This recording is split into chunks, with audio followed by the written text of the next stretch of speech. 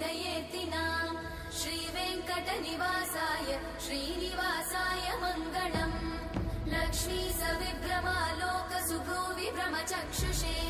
चक्षुषे सर्वलोकानां वेङ्कटेशाय मङ्गलम्